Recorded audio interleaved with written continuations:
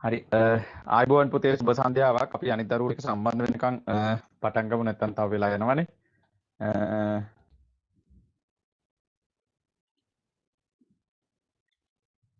හරි එතකොට අපි මේ වෙනකොට උගසේන සිටු පුත්‍රයාගේ වස්තුව එතකොට කතා දෙකක් මේ ප්‍රශ්න දෙකක් අපි කතා කරලා තියෙනවා මේ වෙනකොට. එතකොට අපි මේ වෙනකොට මේ උග්ගසේන කතා වස්තුවේ ප්‍රශ්න දෙකක් කතා කරලා තියෙනවා. පළවෙනි ප්‍රශ්නය සහ දෙවෙනි ප්‍රශ්නය. එතකොට අපිට දැන් ඊළඟට කතා කරන්න තියෙන තුන්වෙනි ප්‍රශ්නය අපි එදා පන්තියේදී මේ ප්‍රශ්නය ලියාගන්න කියලා මතක් කරා. උග්ගසේන සිටු පුත්‍රයා ජීවිතයේ අභියෝග ජයගත් අයගේ සිටු පුත්‍රයාගේ චරිතය ඇසුරෙන් සාකච්ඡා කරන්න. එතකොට මේ උග්ගසේන සිටු පුත්‍රයා ජීවිතයේ ජයගත් අය කියන එකට අපිට සාමාන්‍යයෙන් කතා කරගෙන යද්දී මේ උග්ගසේන කියන චරිතය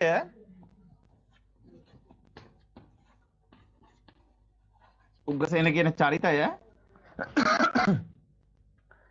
සැබෑවටම ධර්මසේන හාමුදුරුව අපිට ප්‍රතිමූර්තිමත් කරලා තින්නේ මේ කතාව තුළ උත්සාහයෙන් යුක්තව ඉස්සරහට ගිය චරිතයක් කියන එක. පැහැදිලිද? එතකොට උත්සාහවන්ත විදිහට කොච්චර ඉස්සරහට ගියාද කියනවනම් එයා කිසිම තැනකදී මේ අපි කියනවා මේ සැලුනේ නෑ. සැලුනේ නෑ කියන වෙනන චරිතයක් බවට පත් වුන්නේ නෑ. තමන්ගේ පෞරුෂත්වය ආරක්ෂා කරන දැන් අපි කතා කරොත් එහෙම මුලින්ම ගත්තොත් එහෙම අපිට මතකයි දැන් අර ආරම්භයේදී එයා තමන්ගේ යාළුවත් එක්ක යනවා කොහෙද යන්නේ? සැනකෙළිය බලන්න. එතකොට විද්දත් පිරිස එකට එකතු වෙලා ඉදිරිපත් කරන නාට්‍ය බලන්න යනවා. ওই නාට්‍ය බලන්න ගිය වෙලාවේ එයා දකින්න ලස්සන ගෑනු ළමයි. විද්දා දියණියක්. එතකොට මේ විද්දා දියණිය දැක්කට පස්සේ ඇය පිළිබඳව ප්‍රේමණීය හැඟීමක් මොහු තුළ නිර්මාණය වෙනවා. එතකොට මේ නිර්මාණය වෙච්ච ප්‍රේමණීය හැඟීමත් එක්ක මෙයාගේ හිත තුළ පිළිරැව් දෙනවා මට මෙයාව කොහොම හරි විවාහ කරගන්න ඕනි කියලා. ඊට පස්සේ මොකද කරන්නේ? මෙයා ගෙදර ගිහිලා කෑමක් බීමක් ගන්නේ නැතුව යහලට වැදිලා දැන් ඉන්නවා. ටිකක් අවුලෙන් වගේ ඉන්නවා අපේ වචනෙන් කිව්වොත් එහෙම. ඊට පස්සේ මේ අවුලෙන් ඉන්න මේ සිටු පුත්‍රයා දිහා දැකපු දෙමව්පියෝ අහනවා මොකද මේ අවුල කියලා. ඊට පස්සේ ඉතින් මෙයා කියනවා මම මෙහෙම ලස්සන තරුණ ගෑනු ළමෙක් දැක්කා. මේ ගෑනු ළමයා මට විවාහ කරගන්න ඕනේ. ඊට පස්සේ දෙමාපියෝ මොකද්ද කියන්නේ? දෙමාපියෝ කියනවා අපේ මට්ටමත් එක්ක ගැලපෙන කෙනෙක් නෙමෙයි. එයා සාමාන්‍ය සර්කස් පවුලක ඉපදිච්ච තැනැත්තියක්, නැටුම් ශිල්පිනියක්, ඒ වගේම අපි සිටු පරම්පරාවක ජීවත් වෙන පිරිසක්. ඉතින් ඒ නිසා අපේ පරම්පරාවත් එක්ක බලනකොට එයා සෑහීමකට පත් වෙන චරිතයක් නෙමෙයි. අපිත් එක්ක අපිට තරම් වටින්නේ නැහැ. ඒ නිසා ඔය අදහස නැති කරගන්න පුතේ අපි වාට හොඳ තැනකින් හොඳ පෙළවාහයක් සිද්ධ කරලා දෙන්නම් කියලා. හැබැයි එතනදී උත්සාහය ඇතෑරියා නම් එහෙම උග්ගසේන කතාවස්තුව කියලා කතාවක් ධර්මසේන හඳුනන්ට නිර්මාණය කරන ධම්මපදට්ට කතාව ඊට ප්‍රස්තාව විවර කරලා දෙන්නේ නෑ පුතේ. එතකොට එයා තමන්ගේ උත්සාහය එතනින් අතාරින්නේ නැතුව ඒ ආපු අභියෝගය, ඒ කියන්නේ ඇත්තටම මේක වැරදි වැඩක් තමයි. මොකද දෙමාපියෝ කියලා කියන්නේ ඇත්තටම තමන්ගේ දරුවන් පණටත් වඩා ආරක්ෂා කරන පිරිසක් නේ. අපේ ජීවිතේ අපිට ඉස්සෙල්ලාම හම්බෙන්න ගුරුවරුනේ පුතේ දෙමාපියෝ කියලා කියන්නේ. එතකොට මේ අයගේ හිතට යම්කිසි බලපෑමක් සිදු කළා. එයා ඒ ජයග්‍රහණය කරන්නේ විශාල අභියෝගයක්. අවසානයේ මොකද කරන්නේ? මසුරන් යවනවා. සල්ලි යවනවා. සල්ලි වල පණිවිඩයක් යවනවා. ඔයාගේ දුව විද්‍යා පියාට යවනවා. ඔයාගේ දුව වෙන කාටවත් විවාහ කරලා දෙන්න එපා. අපේ පුතාටම දෙන්න. ඊට පස්සේ තමයි තාත්තා මොකද්ද කියන්නේ විද්‍යා දුවගේ? මොකද්ද කිව්වේ? සල්ලි වලට අපේ දුව ගන්න බෑ. මොකද මේක නිසා තමයි අපි ජීවත් වෙන්නේ. ඒ නිසා මේ ඕගොල්ලන්ට ඕන නම් ඉතින් පුතාම මෙහෙට එකගෙන එන්න ප්‍රශ්නයක් නැහැ කියලා කිව්වා. ඔය කියන ප්‍රකාශයත් එක්ක පුතේ අපිට පැහැදිලිවම පේන දෙයක් තමයි මොකද්ද? උග්ගසේන සිටු පුත්‍රයා තමන්ගේ ජීවිතයට ආපු විශාල අභියෝගයක් විදිහට මේ කාරණාව දැක්කා. ඒ නිසා ඒ අභියෝගය එතනින් ජයග්‍රහණය කරා. ඒ නිසා බලවත් ප්‍රේමයක් හදාගෙන ඒ හදාගත්ත ප්‍රේමය අන්තිමට විඳින්න තරම් ජයග්‍රහණයකෙක් බවට පත් වුණා. කවුද? උග්ගසේන සිටු පුත්‍රයා. හරි. එහෙනම් අපි ඔය විදිහට පෙලින් පෙළ කතා කරගෙන අපි ඉස්සරහට යන්. එහෙනම් අපි ආරම්භ කරපු ප්‍රශ්නට උත්තරේ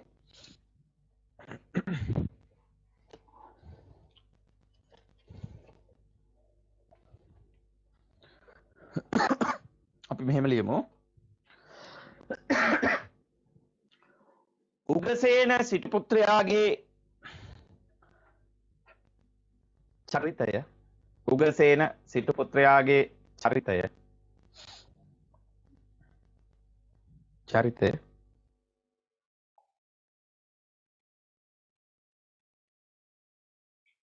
උග්‍රසේන සිටු පුත්‍රයාගේ චරිතය ඉදිරිපත් කරන සද්ධර්ම රත්නාවලී කතුවරයා පවසන්නේ ඉදිරිපත් කරන සද්ධර්ම රත්නාවලී කතුවරයා පවසන්නේ සද්ධර්ම රත්නාවලී කතුවරයා පවසන්නේ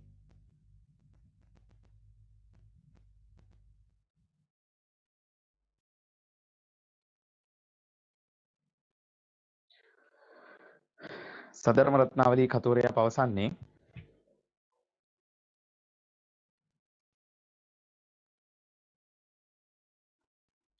ඔහු ජීවිතයේ අභියෝග ඔහු ජීවිතයේ අභියෝග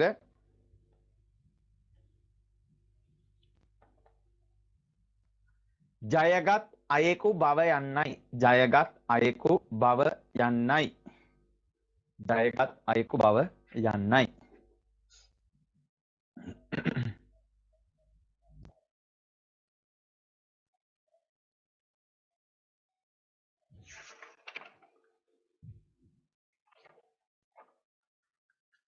ජයගත් අයෙකු බව යන්න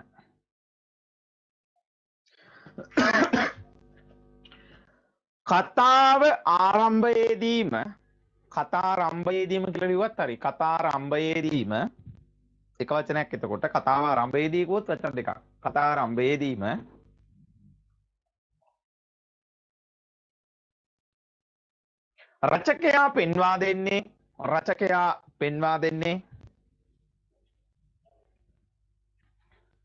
රචකයා පෙන්වා දෙන්නේ උග්ගසේන සිටු පුත්‍රයා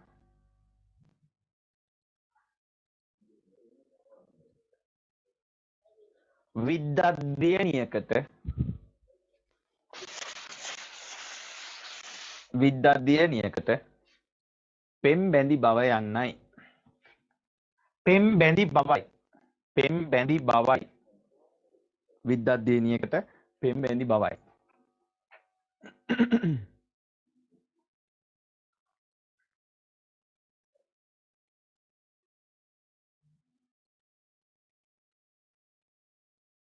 හිස් අවකාශයේ කැරකෙමින් නටන හිස් අවකාශයේ කැරකෙමින් නටන හිස් අවකාශයේ කැරකෙමින් නටන හිස් අවකාශයේ කැරකෙමින් නටන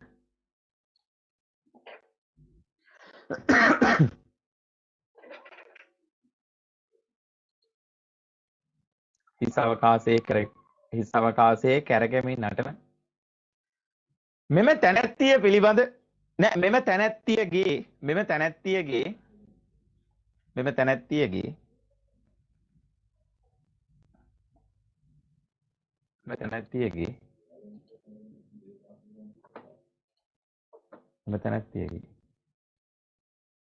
රුවට රැඟුමට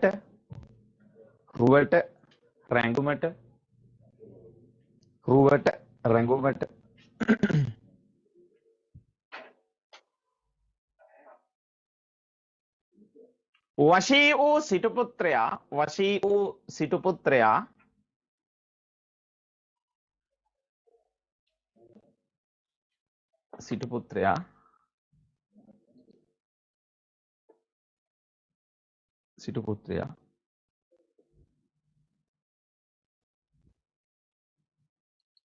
ඈ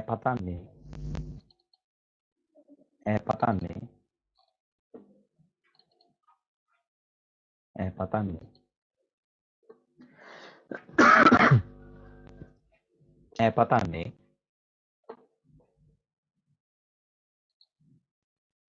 හරි නේද ඈ පතන්නේ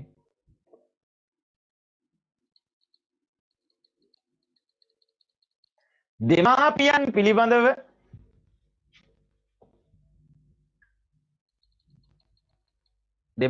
පිළිබඳව නෑ දෙමාපියන් වද කියලා ලියන්න පුතේ පිළිබඳව කියලා ලියන්න තු දෙමාපියන් වද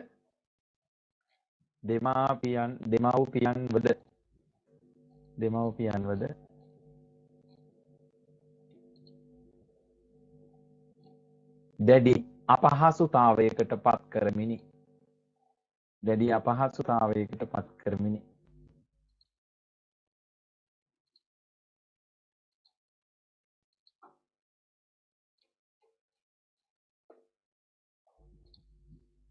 දැඩි අපහසුතාවයකට පත් කරමිනි.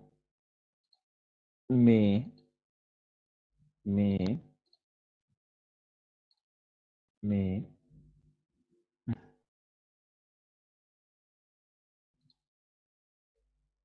උග්ගසේන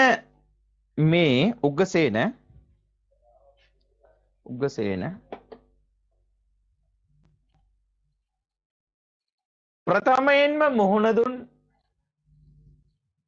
අභියෝගයයි. ප්‍රථමයෙන්ම මුහුණ දුන් අභියෝගයයි. ප්‍රථමයෙන්ම මුහුණ දුන් අභියෝගයයි.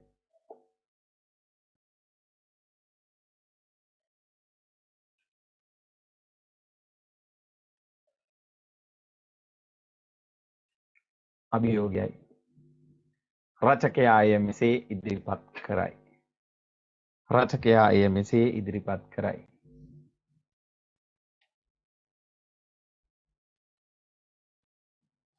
පුතේ ස්ක්‍රීන් එක පේනව නේද? ඔව් සර්. හරි පුතේ.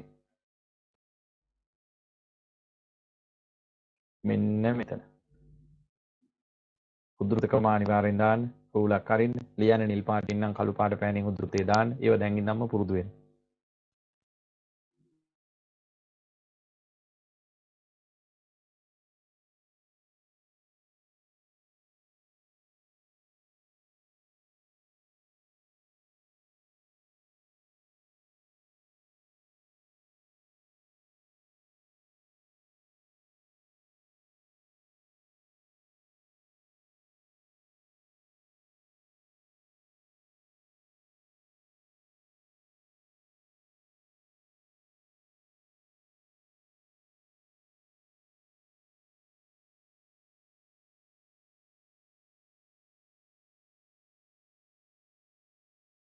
ලියලි උරුණම් කියන්න.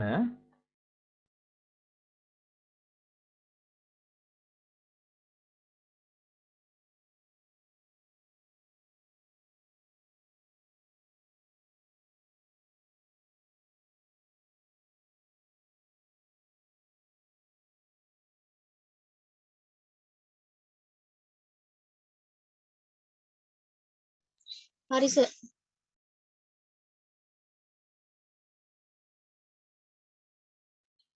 හැමෝම ලිව්වද පුතේ? ඔව් සර් ලිව්වා. හරි. ඊට පස්සේ දැන් එතකොට ඔන්න ඔය අවස්ථාව තුළින් පැහැදිලි වෙනවා මෙයා අතර මොකක්ද කියන්නේ? ලදොත් බලවත් වූ ප්‍රේමයක් ඇතුව ලදොත් ජීවත් වෙමි නොලදොත් මියමි. සිතාගෙන නොකානොවි මේ හැඳට නැගීලා වැදගත්තා. හරිද? ඒක තමයි සිද්ධ කරේ. එතකොට මෙයා මේක අභියෝගයක්. මෙයාට හම්බෙච්ච කතාව ආරම්භයේදීම රචකයා ඉදිරිපත් කරන ප්‍රධාන අභියෝගය මේක තමයි. ගෑනු ළමයෙකුට ප්‍රේම කළා, ගෑනු ළමයෙකුට ආදරය කරා. හැබැයි දෙමාපියෝ කිසිසේත්ම මේකට කැමති නැහැ. හැබැයි මෙයා මොකද කරන්නේ? මෙයා පුල් ට්‍රයි එක දෙනවා. දෙමාපියන්ගේ මානසිකත්වය සම්පූර්ණයෙන් මේ පැත්තට නම්ම කරන එක වැරදි වැඩක් තමයි. මොකද දෙමාපියෝ කවදාවත් දරුවෙක්ව නොමග යවන්නේ නැහනේ. මොකද දෙමාපියන්ගේ අනාගතය කියන්නේ දරුවා. ඒ නිසා දෙමාපියෝ කවදාවත් එහෙම දෙයක් කරන්නේ නැහනේ. හැබැයි සමහර වෙලාවට මොකද කරන්නේ? අකීකරු දරුවෝ නිසා දෙමාපියන්ට සිද්ධ වෙනවා පුතේ මොනව කරන්නද? ඒක හරිය ලස්සනට අපූර්වවට ධර්මසේන හඳුරෝ මේක ඉදිරිපත් කරනවා මොනව කරන්නද? සමහර වෙලාවට වැරදි තීරණ වලට එකට වෙන්න. දැන් අර අපි අහලා තියෙනවනේ කුණ්ඩලකේසීගේ කතාව. කුණ්ඩලකේසී පෙම් කලේ කාටද පුතේ? මරන්න ගෙනිච්ච හොරෙකුටනේ. මල් මාලා දාලා මරන්න ගෙනිච්ච හොරෙකුට. මේ හොරාව දැක්කම විතරයි මේකේ මොකද කරේ? ඒක ධර්මසේන හඳුරෝ ඉදිරිපත් කරනවා යහනට නැගීලා මේ කන්න පොඩ්ඩක් නැතුව හිටිය කියලා. ඒතර දෙන්නගෙම එකම ස්ටෙප් තමයි යන්නේ උග්ගසේනයි කුණ්ඩලකේසී. ඊට පස්සේ මොකද කරේ? දෙමාපියන්ට කරන්න දෙයක් නැහැ. මසුරන් 1000ක් දීලා අර පුරාවගෙන අහලා පන්දලා දුන්නා. ආන්න බලන්න. ඒ නිසා දෙමාපිය පුතේ දරුවන්ට තියෙන ප්‍රේමය නිසා, දරුවන්ට තියෙන දාරක ස්නේහ නිසා මොකද කරන්නේ? සමහර වෙලාවන් වලදී සිද්ධ වෙනවා ඔවුන්ට වැරදි තීරණ වලට අනුගත වෙන්න. ඇයි? දරුවාගේ යහපත වෙනුවෙන් යයි කියලා හිතලා ගන්න තීරණ. ඒ නිසා අකීකරු දරුවෝ දෙමාපියන්ට මොකද කරන්නේ? හැම වෙලේම කරදර කරනවා. මට මේක ඕනි මේක අන්න ඒ සමාජ වපසරියේ තමයි පුතේ ධර්මසේන හාමුදුරුවෝ මෙතෙන්දි ප්‍රබල වශයෙන්ම ඉදිරිපත් කරලා තියෙන්නේ. ඒක තමයි මෙතනදී කියන්නේ. ඒ නිසා ඔය කාරණාවෙන් අපිට පැහැදිලි වෙනවා මොකද්ද? ධර්මසේන හාමුදුරුවෝ ප්‍රධාන වශයෙන්ම මේ ඉදිරිපත් කරලා තියෙනවා උග්ගසේන සිටු පුත්‍රයාගේ චරිතයට හම්බෙච්ච පළවෙනි අභියෝගය කියලා. රයිට්. අපි යනවා පුතේ අලුත් ඡේදයකට.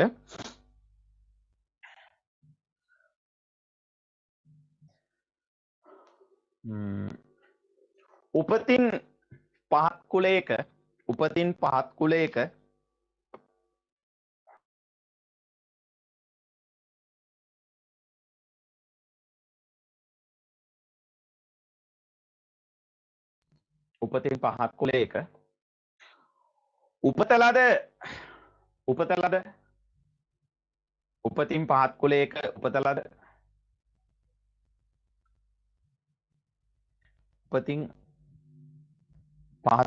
උපත ලද තැනැත්තියකගේ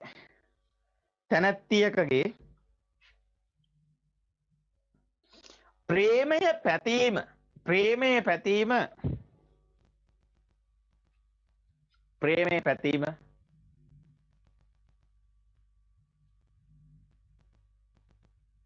සිටු පරපුරකට තරම් වන්නේ නැත. සිටු පවුලකට නැත්නම් සිටු පරපුරකට තරම් වන්නේ නැත.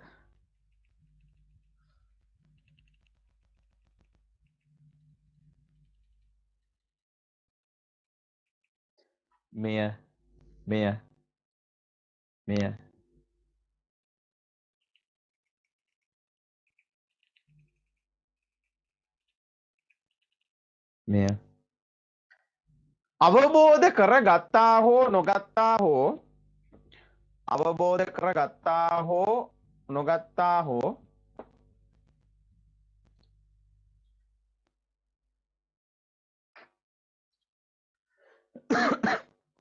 අවබෝධ කරගත්තා හෝ නොගත්තා හෝ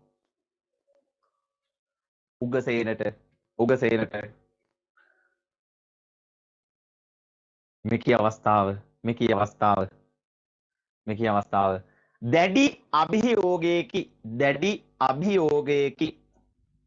දැඩි අභියෝගයකි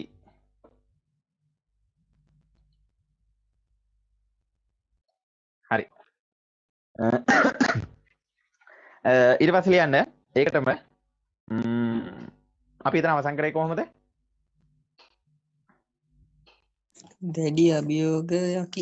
දැඩි අභියෝගයකි. නමුත් ස්වකීය ආත්ම සාධනය වෙනුවෙන්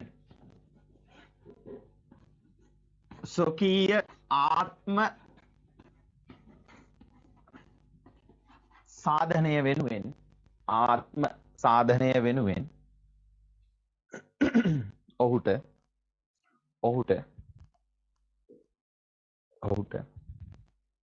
ස්වකීය ඒ කියන්නේ තමන්ගේ ජීවිතය සාර්ථක කරගන්න සාධනය කරගන්නවා කියන්නේ ඒකනේ. ඒත් ඔහුට ස්වකීය ආත්ම සාධනය වෙනුවෙන් ස්වකීය ආත්ම සාධනය වෙනුවෙන්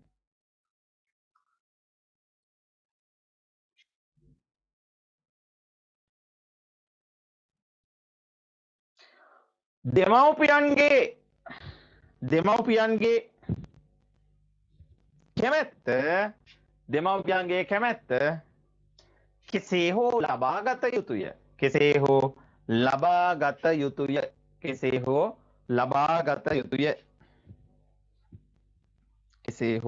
ලබාගත යුතුය.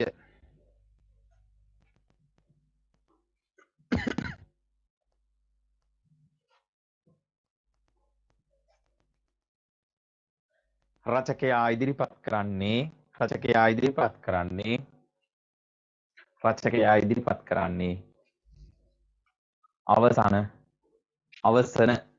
අවසානයේ කියන එක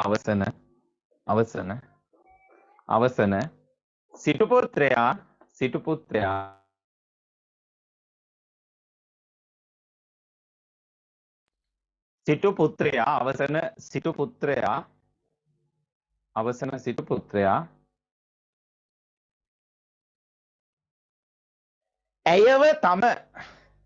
ඇයව තම ඇය කියන්නේ එතන අර ගැහුව ළමයාව ඇයව තම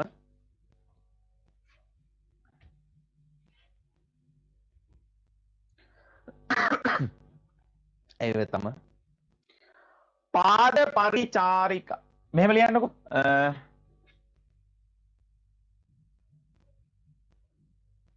තම බිරිඳ වශයෙන් සරලවම ලියන්න බිරිඳ වශයෙන්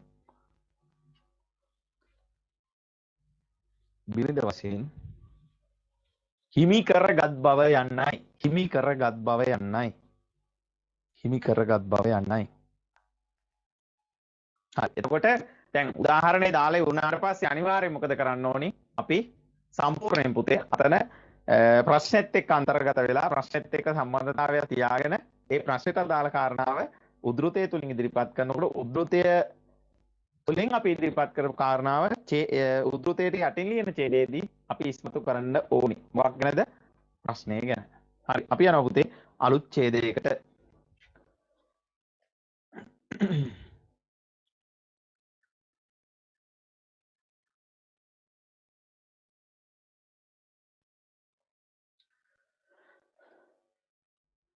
අභියෝගයකින් ලබාගත් සිය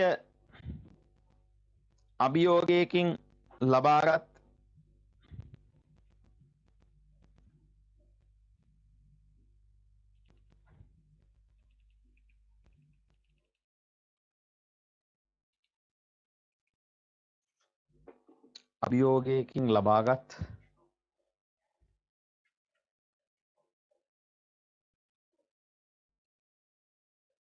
අභියෝගයකින් ලබාගත්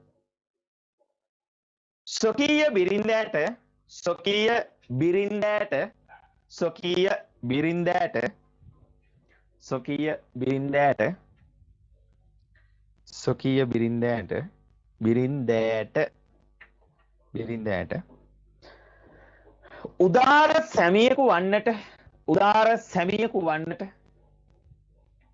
උදාර සැමියෙකු වන්නට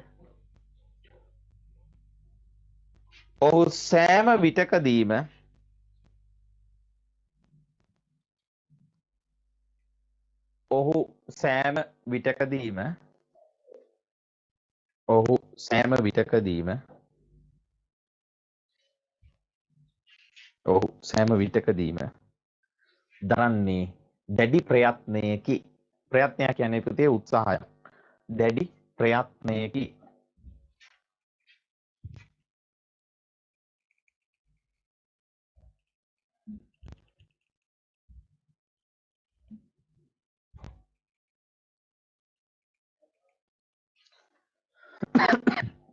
දැඩි ප්‍රයත්නයකි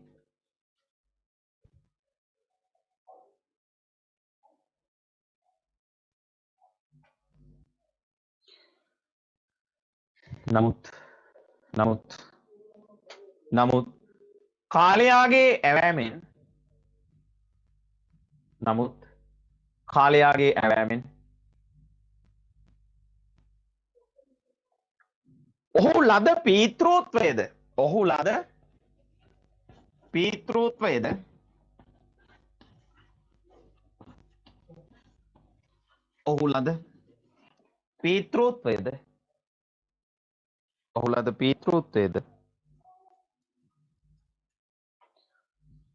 පෞරුෂත්වයකින් යුතුව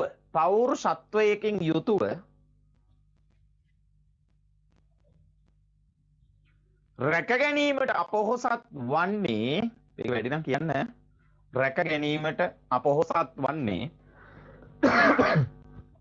රැක ගැනීමට අපොහොසත් වන්නේ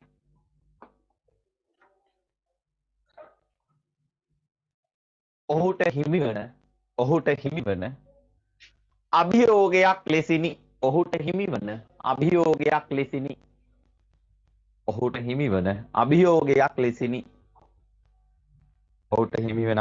ලෙසිනි ඔහුට හිමි වෙන අභියෝගයක් ලෙසින්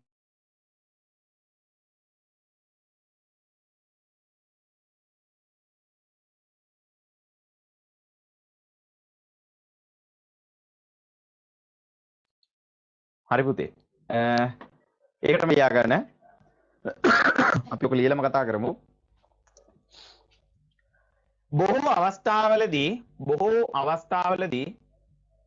බොහෝ අවස්ථාවලදී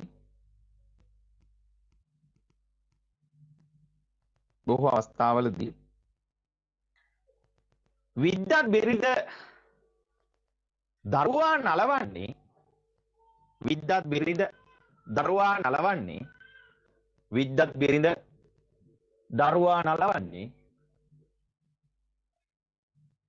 විද්වත් බිරිඳ දරුවා නලවන්නේ බොහෝ විට විද්වත් බිරිඳ දරුවා නලවන්නේ හැකි සෑම අවස්ථාවකම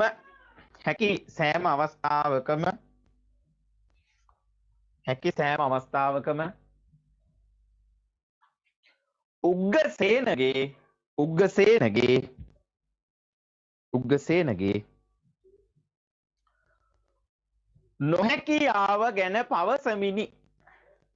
නොහැකියාව ගැන විවේචනය කරමිනි කියලා කියන්නේ. ඒතකොට ඒක ලස්සන. විවේචනය කරමිනි.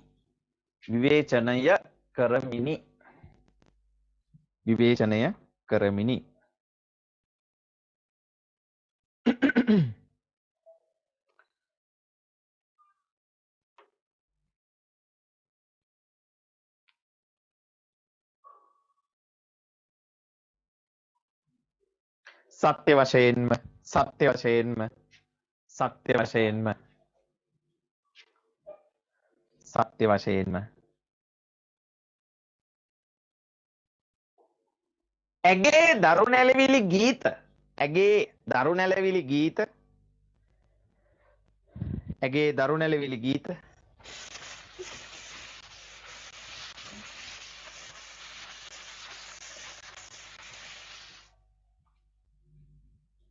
ඇගේ දරුනැලවිලි ගීත ඔහුට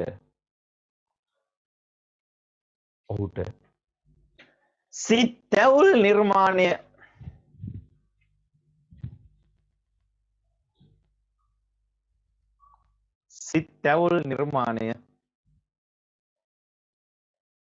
කළ බව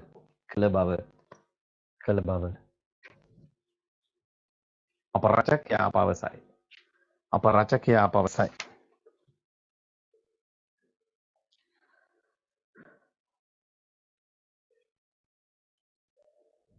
අපි උදාහරණයක් ලියාගෙන ඉමු.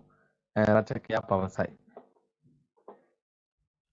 පොඩයි නේ. ඒකට තව වාක්‍යයක් ලියන්න. රචකයා පවසයි.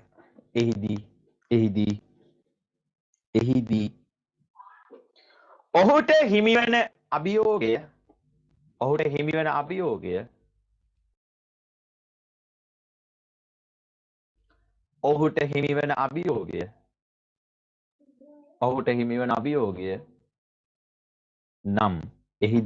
හිමිවන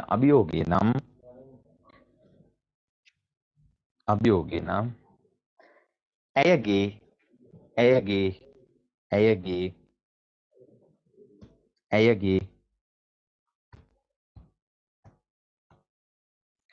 නින්දිත වචනවලට සවන් දීගෙන සිටීමයි.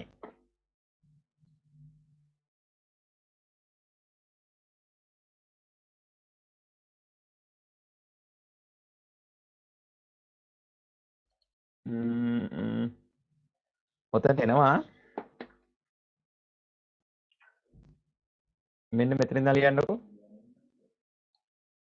ස්ක්‍රීන් එක පේනවා නේද පුතේ හැමෝටම මෙන්න මෙතනට වෙනකම් ගැල් රකින්න උගේ පුත බර උසුලන්න උගේ පුත කොමුකුත් නොදත් උගේ පුත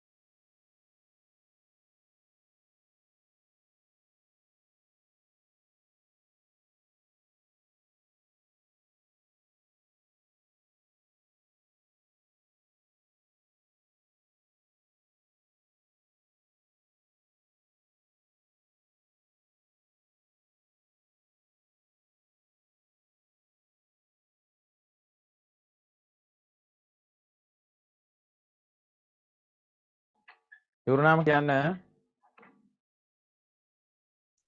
ඉවරයි සර්. හැමෝම ඉවරද?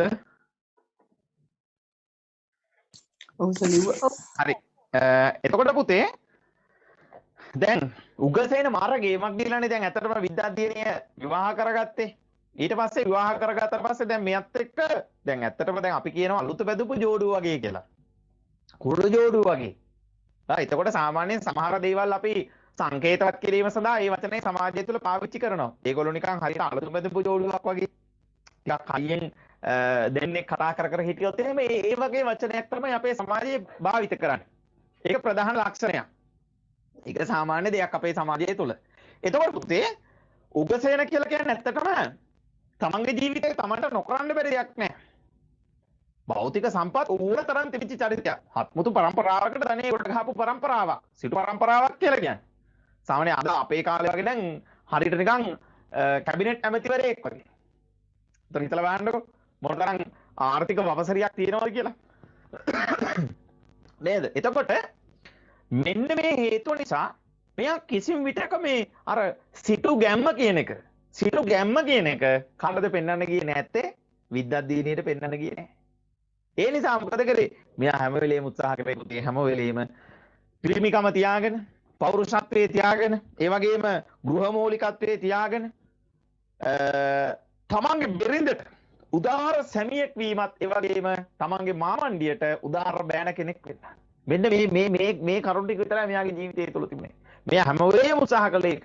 ඇයි මාමණ්ඩිය මෙයාව ගෙදර නවත්තගත්තේ?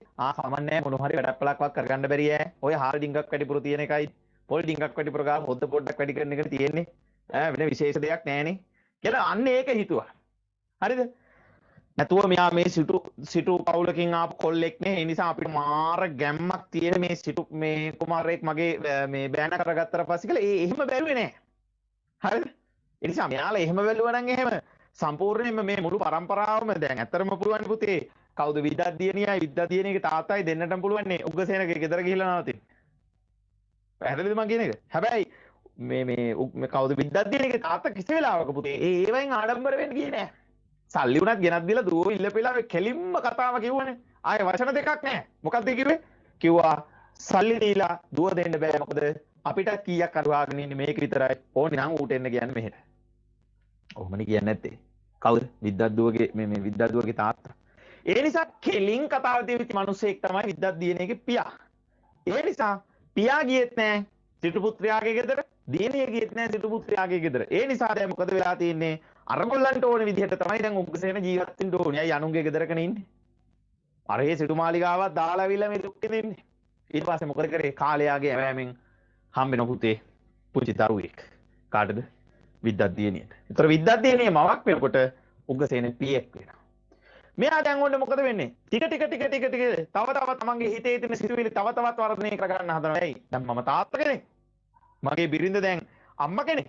මට දැන් දරුවෙක් ඉන්නවා. ඒ නිසා මම මීට වැඩිය තවත් සැලකිලිමත් වෙන්න ඕනි කියලා මොකද කරන්නේ? මෙයාට තවත් ප්‍රේම කරනවා.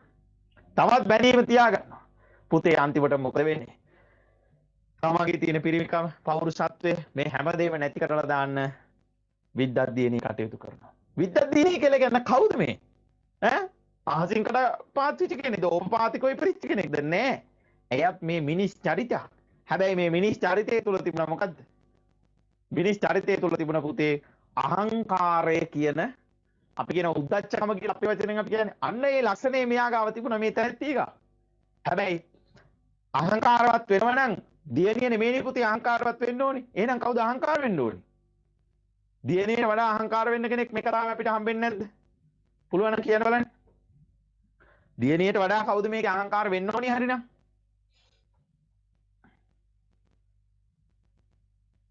අහංකාර භාවයට පත් වෙන්න ඕනේ.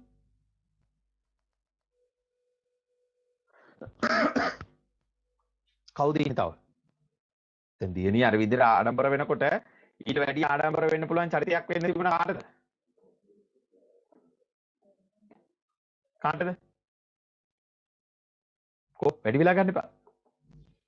කාටද ආඩම්බර වෙන්න තිබුණා ඊට වඩා? විද්‍යාධ්‍යයනයේ තාත්තට ඔව් විද්‍යාධ්‍යයනික පියාටත් ආඩම්බර වෙන්න පුළුවන්කම තිබුණා. හැබැයි ඒගොල්ලෝ පුතේ අද රස්සාව කරොත් නේ අද හම්බෙන්නේ. හරිද? එතකොට යාළුවට ලොකු ආර්ථික හැකියාවක් තිබුණේ නැහැ නේ. ආර්ථික අපසරියක් නිර්මාණය වෙලා තිබුණේ නැහැ නේ. හරිද පුතේ? එතකොට ඊට වඩා ආර්ථිකමය පැත්තෙන් ගත්තොත් ඊට වඩා ලොකු ශක්තියක් තිබුණා කාටද? විද්‍යාධ්‍යයනයටයි විද්‍යාත්‍යාටයි වඩා ලොකු ආර්ථික ශක්තියක් තිබුණා කාටද? උග්ගසේන සිටු පුත්‍රයාගේ පියාන් දෙමාපියන්ට. දෙමාපියන්ට. එතකොට දෙමාපියන්ට තියනවා කියලා කියන්නේ ඒ දරුවට නිරායාසයෙන්ම හම්බ වෙනවා. දෙමාපියන්ගේ ආත්මතු පරම්පරාව එකතු කරපු ධනස්කන්ධය සම්පූර්ණ උග්ගසේනට හම්බ වෙනෝනේ. එහෙනම් උග්ගසේන මොනතරම් උජාරුවෙන් ඉන්න ඕනේද? එහෙම වෙන්න ගියේ නැහැ. එහෙම වෙන්න ගියේ නැහැ උග්ගසේන. උග්ගසේන මොකද කරේ? හැම වෙලේම තමන්ගේ බිරිඳට අවශ්‍ය විදිහට ජීවත් වෙන්න උත්සාහ කරපු චරිතයක්. ඒ නිසා එයාගේ ජීවිතේ ওই තරම් ප්‍රබල අභියෝග නිර්මාණය වෙන්නේ ඔන්න ඔය කට පියාගෙන හිටපු හින්දා. කට පියාගෙන හිටපු හින්දා. හැබැයි ඒ මට්ටමට එයා වැටුනේ ඇයි? පුතේ උගසේනගේ බිරිඳ එහෙම නැත්නම් විද්‍යාධ්‍යයනිය ওই තරම් අහංකාරයට පතුනේ පංච කල්යාණ සම්පත්තිය තමයි කාන්තාවකට තියෙන රූපයට තියෙන ඒ කියන්නේ රූපයේ පැතෙන් ගත්තොත් පංච කල්යාණ සම්පත්තිය තමයි තියෙන එකම සාධකේ. පංච කල්යාණ සම්පත්තිය. එතකොට මේ පංච කල්යාණ සම්පත්තිය වගේ එකපාරක් බැලුවොත් දෙතුන් පාරක් බලන්න හිතන පිරිමින්ගේ සිත වසන් කරගන්න පුළුවන් හරි අපූර්ව හැකියාවක් තිබිච්ච ලස්සන ගෑනුට තමයි කවුද? ලස්සන කාන්තාවක් තමයි කවුද? ඔය කියන විද්‍යාධ්‍යයනිය. ඒ විතරක් නෙමෙයි මෙයාට ලස්සනට නටන්න පුළුවන්. එතකොට රසිකයාව ආකර්ෂණීයට පත් කරගෙන කට අරගෙන බලා ඉන්න මට්ටමට මෙයාගේ නර්තනය හරි ප්‍රබලයි. ඒ නිසා මොකද උනේ? මෙන්න මේ කියන කරුණ නිසා විද්‍යාධ්‍යයනිය පුතේ හැම වෙලේම මොකද්ද කරේ? උග්ගසේනට පුළුවන් තරම් මර ගැහුවා. පුළුවන් තරම් පහර දුන්නා. මොනවයින්ද වචන වලින්? මොකද්ද කිව්වේ? කිව්වා පුතේ ගැල් රකින්න උන්ගේ පුත, බර උසුලන්න උන්ගේ පුත, කොමකුත් නොදත්ත උගේ පුත කවුරු නලවනකොට මේ කිව්වේ? උග්ගසේනට ජාතක වෙලා හැදිච්ච, උග්ගසේනට දාව ඉපදිච්ච මේ දරුවා. එතකොට මේ ඒ මිනිස්සයාගේ දරුවා නලවනකොට කාටද නුගුණ කියන්නේ? ඒ මිනිසයා තමයි. අරන්න මොන තරම් නිදිත ක්‍රියාවලියක්ද කියලා. මේක එක දවසක් නෙමෙයි, දෙකක් නෙමෙයි, තුනක් නෙමෙයි, මාස ගාණක් මේක යන්නේ නැතිනේ. මාස ගාණක කතන්දරේ ධර්මසේනාම්දුර අපිට නොකියුවට කාලයක් යන්නේ නැතිනේ. දවසක් දෙකක් ඕක උනේ නැහැ, වෙන්නේ නැතුව ඇතිනේ. සමහරට අවුරුද්දක්මාරක් වුණත් වෙන්නේ නැති. මොකද එහෙම එකපාරටම ගියපුවා උග්ගසේන යන්නේ නැහනේ. නේද? ඉතින් ඒ නිසා අන්න ඒක ජීවිතේ ලැබිච්ච ලොකු අභියෝගයක් උග්ගසේනට. මේ තමන්ගේ ගෑණිගේ කට වහන්න පුළුවන් කියලා උග්ගසේන කල්පනා කරනවා. හැබැයි උග්ගසේනට ඒක ජීවිතේ ලැබිච්ච අභියෝගයක්. ඇයි? තමන්ගේම දරුවා නලවනවා, තමන්ගේම බිරිඳ මං ගැනම නුගුණ කියා. මොන පිරිමියද ඉවසන්නේ? අද කාලුණා නම් මොකද වෙන්නේ? අද කාලුණා නම් කොහෙන් කෙලවර වෙයිද? ඒ නිසා පුතේ උග්ගසේනට ඕක හම්බෙච්ච ලොකු අභියෝගයක්. අපි බලමු කොහොමද ඒක තවත් පොඩ්ඩක් විස්තර කරන්න කියලා. රයිට්. අපි යනවා පුතේ අලුත් ඡේදයකට.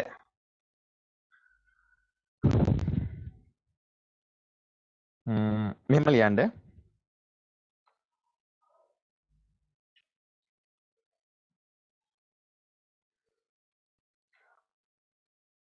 උග්ගසේන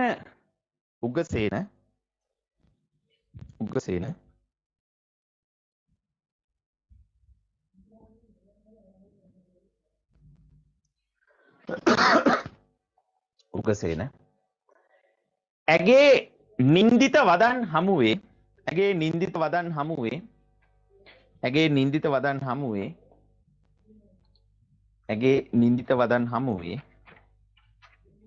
කෙසේ ඉවසන්නට ඇතිද?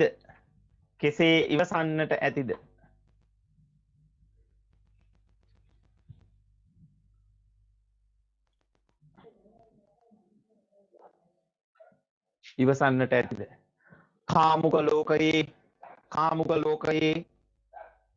කාමුක ලෝකයේ පංචකාම සම්පත්තියට ලොල්ලු පංචකාම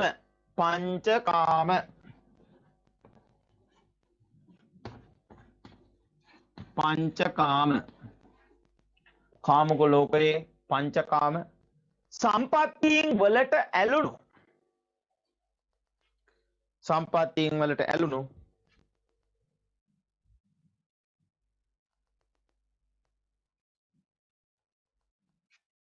උග්ගසේන කියලා මොකක්ද කිව්වේ නේද? මට වාක්‍ය පොඩක් කියන්න මේ උදිත. උග්‍රසේනගේ නින්දිත වදන් හමුවේ කෙසේ ඉවසන්නට ඇතිද? කාමුක ලෝකයේ පංචකාම සම්පත්තියෙන් ලොල්ලු නෑ. සම්පත්තියෙන් වලට ඇලුනද? අන්තිම වාක්‍ය පොඩ්ඩක් හයියෙන් කියන්න. මට මේ පැහැදිලි නෑ කිව්වට. කාමක ලෝකයේ පංචකාම සම්පත්තියෙන් වලට ඇලුණු කාමුක ලෝකයේ පංචකාම සම්පත්තීන් වලට ඇලුණු සිටු පුත්‍රයා හරි පුතේ thank you සිටු පුත්‍රයා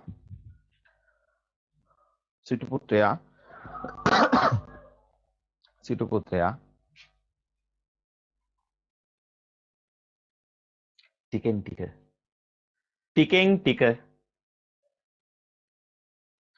සකීය බිරින්දෑව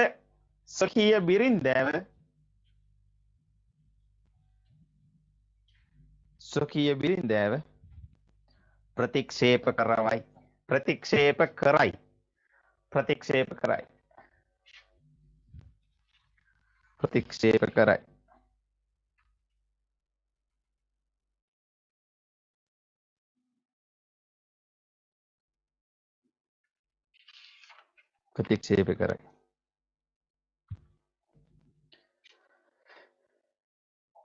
ඇයගේ වදන් කන වැකුණු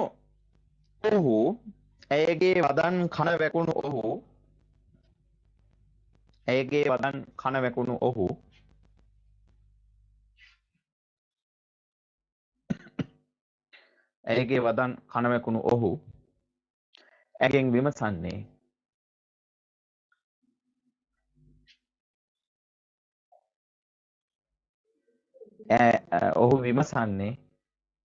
ඔහු විමසන්නේ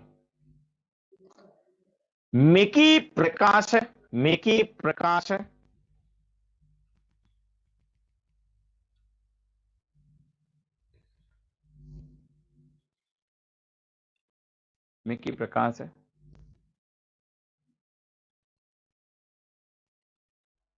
කවුරු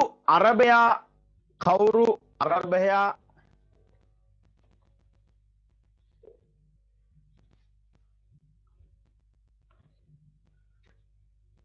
ප්‍රකාශ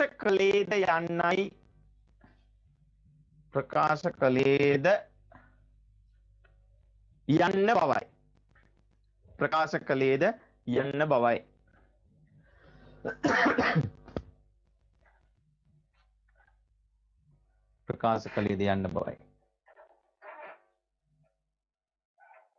එහිදී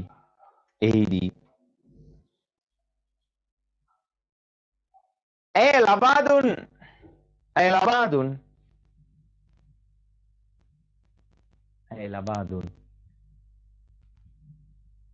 පිළිතුර නියාවෙන් කියන්නේ හේතුවෙන් කියන එක. පිළිතුර නියාවෙන් ඇය ලබා දුන් පිළිතුර නියාවෙන්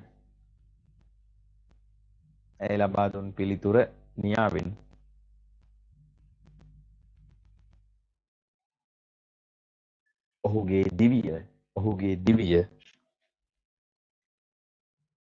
දිවිය අභියෝග රැසකට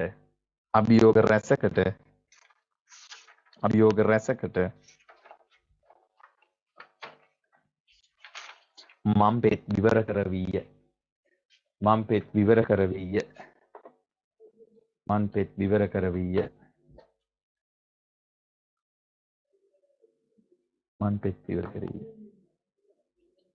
ඒ සඳහා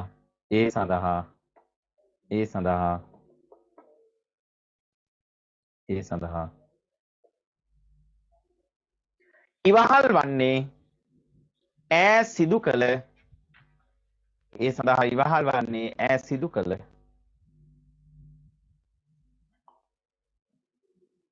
කොමාවක් දාන්න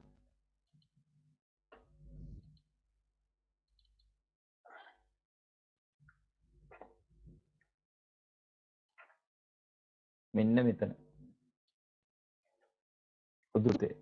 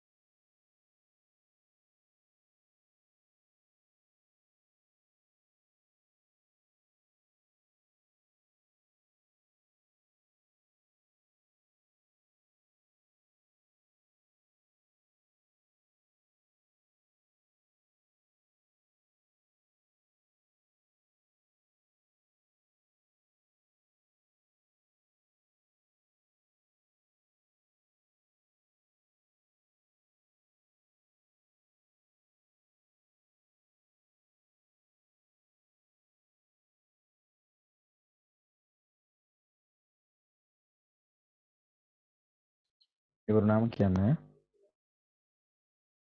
ඉවරයිද? හැමෝම ඉවරද පුතේ?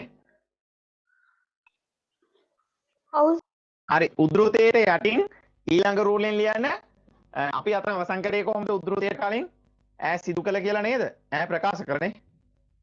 සිදු කළ ඈ සිදු කළ උද්ෘතයට යටින් ලියන්න පුතේ යන ප්‍රකාශය හේතුවෙනි.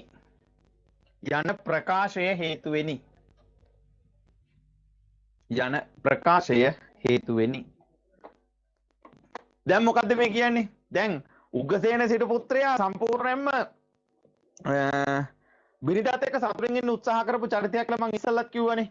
සැබෑම උදාර පීතෘත්වයක් තියාගෙන උදාර ස්වාමියෙක් විදිහට ඉන්න උත්සාහ කරේ. හැබැයි හැම වෙලේම උග්ගසේන සිටු පුත්‍රයාගේ මානසිකත්වයට මොකද්ද කරේ? හැම වෙලේම පුත්‍රේ හිතට ගැලපෙන්නේ නැති සාමාන්‍යයෙන් බිරිඳක් විසින් තමන්ගේ ස්වාමියාට කිසිම වෙලාවක ප්‍රකාශ කරන්නේ නැති නින්දිත වචන වලින් ආමන්ත්‍රණය කරන්නේ.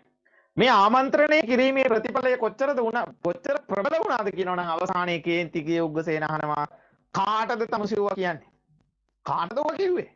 ඊට පස්සේ කිව්වා වෙන කවුරුත් මූලික කරගෙන නෙමෙයි. මෙතන වෙන කවුරුත් නැහනේ. මම මේ ඔක්කොම කිව්වේ මුන්ට තමයි කියලා කවුද කිව්වේ? පුතේ කිව්වා.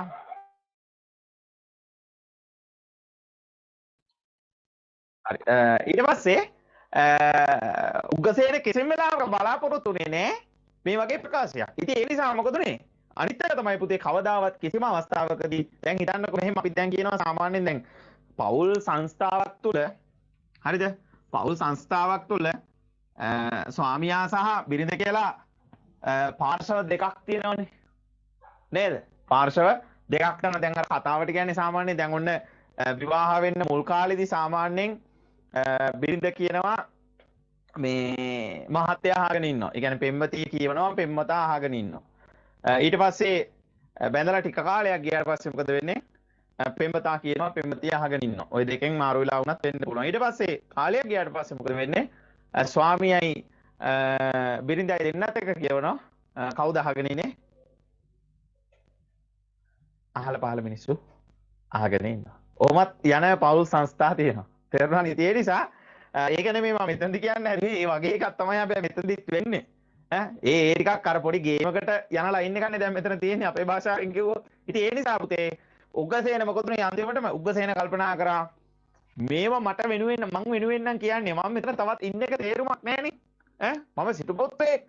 මං දෙමාපියෝ මට ඉන්නවා. මං හාසින් කඩා පාතිලා නැහැ. මං ඕපපාතිකව විදිච්ච කෙනෙක් නෙමෙයි. මට ආත්ම ගරුත්වයක් තියෙනවනේ. ඒ නිසා මොකද්ද කරන්නේ? මම මෙතන යන්න යනවා. කාටද මේ කියන්නේ? තමන්ගේ බිරිඳට. බිරිඳ මොකද්ද කිව්වේ? අනේ යන්න එපා. අනේ මේ ළමයා ඉන්නවා මාව දාලා යන්න එපා. එහෙම කිව්වද නැහැ. ඉතින් යන්න බැයි නම් ඉන්න බැයි නම් යනවා. මට ගියත් එකයි මට ගියත් එකයි. මට පාඩුවකුත් නැහැ මට ලාභිකුත් නැහැ කිව්වා. අන්න බලන්න. එතකොට පුතේ මේ සිදුවීමත් එක්ක හොඳට මතක තියාගන්න උගසේන කියලා කියන්නේ ජීවිතේ පුතේ නොඅඩුව අභියෝග වලට මුහුණ දුන්න චරිතයක්. ඒක තමයි මෙතන කියන්නේ. ඒ නිසා මතක තියාගන්න අනිවාර්යෙන් උග්ගසේනගේ චරිතය තුළ උග්ගසේන කියලා කියන්නේ මේ හරිම ඒ කියන්නේ අර අපි කියන්නේ නිකන් අර ඕනට වැඩිය මානසික ආතතියක් යනවා කියලා අපි කියන්නේ.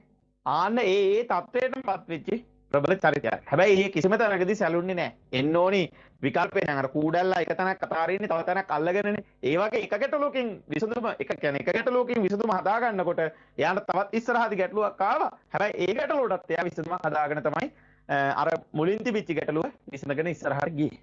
ඒ නිසා අපි බලමු කොහොමද අනේ අවස්ථාවට උග්ගසේනපත් උනේ ධර්මසේන හාමුදුරුවෝ ඒක අභියෝගයක් විදිහට කොහොමද තමන්ගේ නිර්මාණය තුළ ඉදිරිපත් කරේ කියන එක අපි අලුත් ඡේදකින් කතා කරමු. හරි මෙහෙම ලියන්න පුතේ. අදිෂ්ඨානශීලී හැඟීමෙන් හිබි උග්ගසේන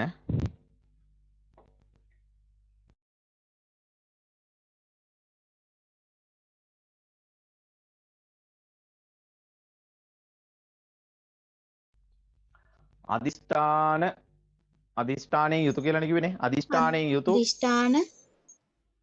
අදිෂ්ඨාන කියලා කිව්වේ පුතේ. අදිෂ්ඨානශීලී හැඟීමෙන්. හරි. අදිෂ්ඨානශීලී හැඟීමෙන්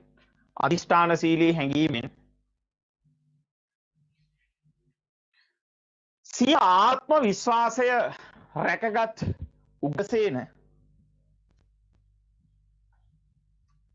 සිය ආත්ම විශ්වාසය රැකගත් උගසේන අභියෝග හමුවේ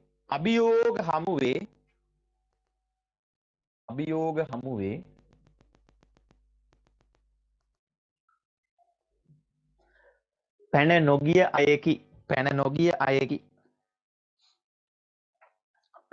අයකි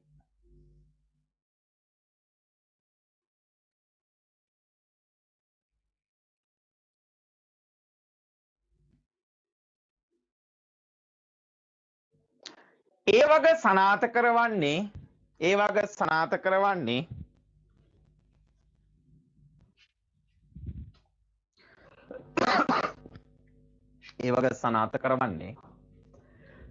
බිරිඳගේ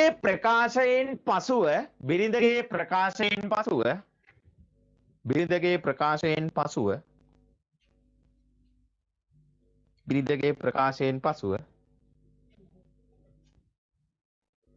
ඔහුගත් තීරණය අනුවය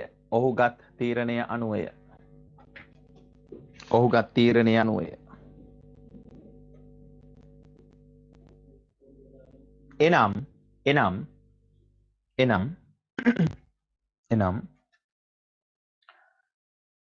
ඇය උම්මාදයට පත්වී ඇත්තේ නෑ මෙහෙම ලියන්නකෝ ඇය අහංකාරයට පත්වී ඇත්තේ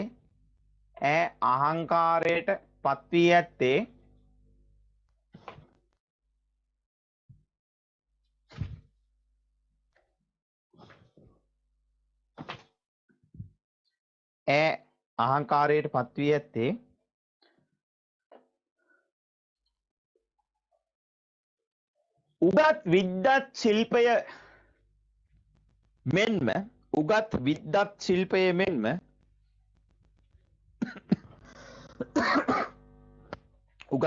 ශිල්පය මෙන්ම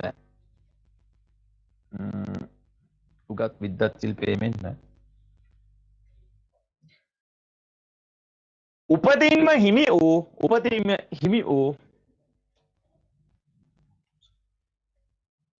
රූප සම්පත්තිය හේිනි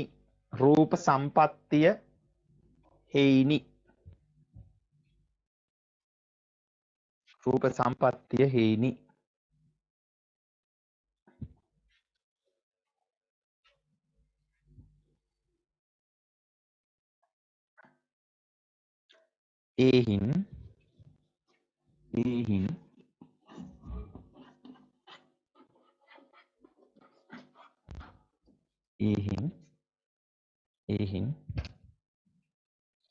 එකී අභියෝගය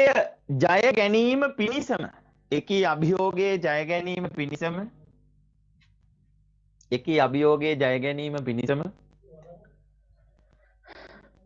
ඔහු තීරණය කරන්නේ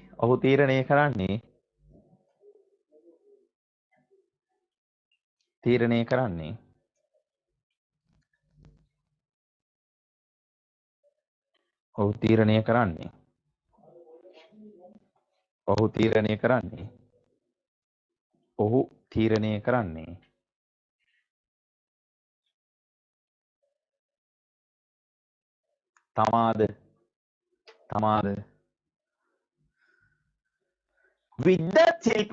විද්වත් ශිල්පය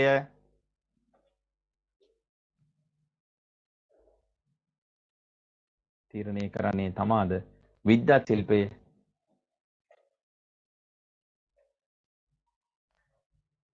ඉගෙන ගැනීමටයි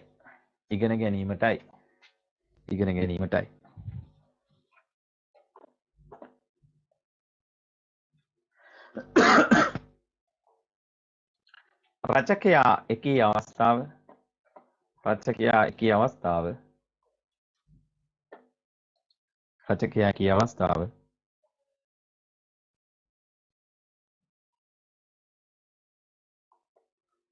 ශ්‍රාවකයාට මෙසේ ඒත්තු ගන්වයි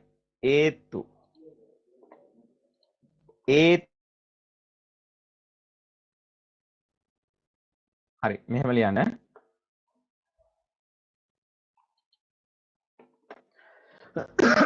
උග්ගසේන සැබවින්ම උග්ගසේන සැබවින්ම තමාගේ උග්ගසේන සැබවින්ම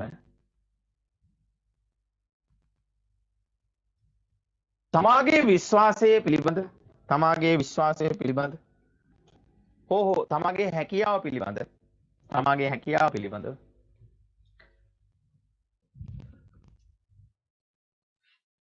දැඩි ආත්ම විශ්වාසයක් තබාගත් තැනැත්තෙකි. දැඩි ආත්ම විශ්වාසයක් තබාගත් තැනැත්තෙකි. ආත්ම විශ්වාසයක් තබාගත් තැනැත්තෙකි. ඒ නිසාම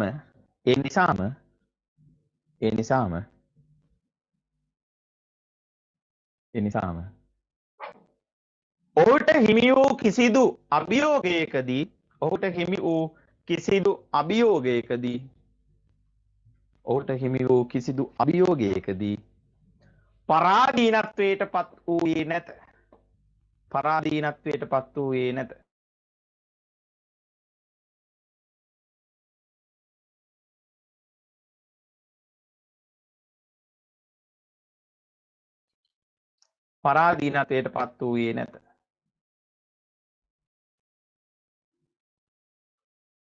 පරාදීනත්වයට පත් වූයේ නැත.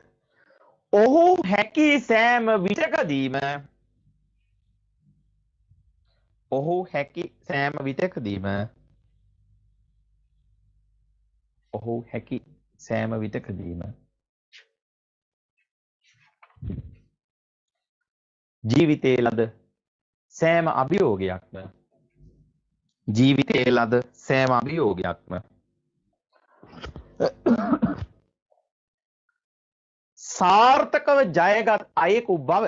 සාර්ථකව ජයගත්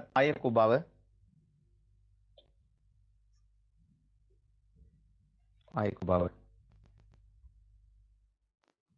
ධර්මසේන හිමියෝ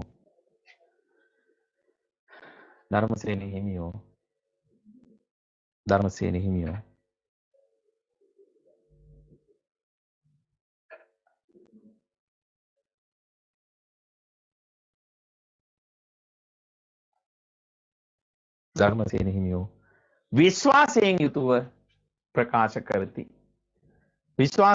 එසේ ප්‍රකාශ කරති කියලා ඡේදය අවසන් කරන්න. අපි දැන් ඉවර වෙන්න ළඟයි.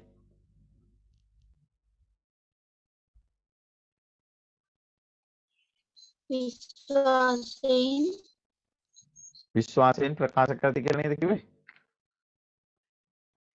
විශ්වාසයෙන් යුතුව ප්‍රකාශ කරති. විශ්වාසයෙන් යුතුව ප්‍රකාශ කරති.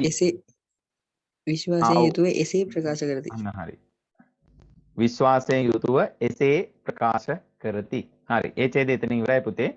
එතකොට දැන් හොඳට මතක තියාගන්න දැන් මම මේ කාරණාව එතනදී කතා කරන්න හිතුවේ අපි ප්‍රශ්නෙත් එක්කම තමයි උත්තරේ යන්න ඕනේ. මම ඕක හැමදාම කියන දෙයක්. විචාරවලදී අපි ගොඩක් වෙලාවට අපි පිට යන තැනක් තමයි ඕක. ඒ නිසා හැම වෙලේම උද්ෘතයක් ලියලා අවසානයේදී ඒකට අදාළව ලියන ඡේදයේදී පුතේ අර ප්‍රශ්නෙත් එක්කම අදාළ කරගෙන ලියන්න. ඒ නිසා හැම වෙලේම අභියෝග කියන වචනේ හැම ඡේදයකම අනිවාර්යෙන් රැඳී යුතුමයි. උග්ගසේන සිටු පුත්‍රයාගේ චරිතය සහ අභියෝගය කියන වචන දෙක තුන අනිවාර්යෙන් සෑම ඡේදයකම රැඳී යුතුමයි. එහෙම නොවුනොත් එහෙම ඔයාලා අර කඩේට හාල් ගෙන්න ගිහිල්ලා පරිප්පු ගෙනාවා වගේ වැඩක් තමයි වෙන්නේ. ඒ නිසා අපි නිවැරදි දේ එතනට යොදා ගන්න නම් අපි ප්‍රශ්නේ අනිවාර්යෙන් හරියට තේරුම් අරගෙන ලියන්න ඕනේ. හරි පුතේ එහෙනම් අපි අවසන් කරන්න කිට්ටුයි. අපි යමු අලුත් ඡේදයකට. මෙහෙම ලියන්න. ලෞකික සම්පත් අතර ලෞකික සම්පත් අතර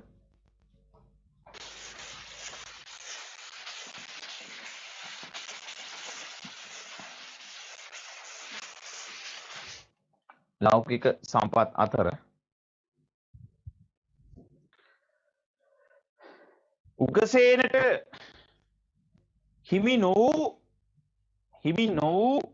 හිමි නොවූ කිසිදු සම්පතක් නැත. හිමි නොවූ කිසිදු සම්පතක් නැත.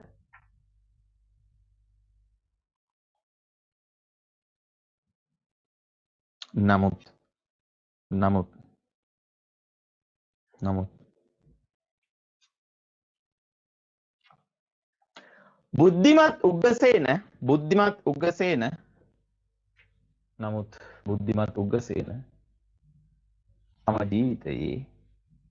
නමුත් බුද්ධිමත් උග්ගසේන තම ජීවිතයේ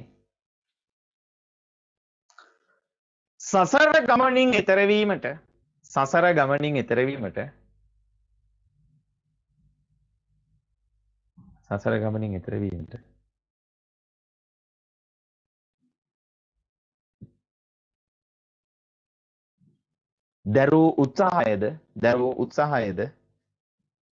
දරූ උත්සාහයද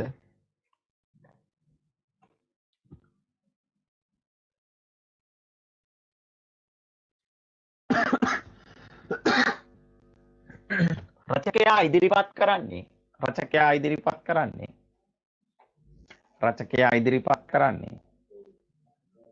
ඔහු ලද තවත් අභියෝගයක් ලෙසිනි.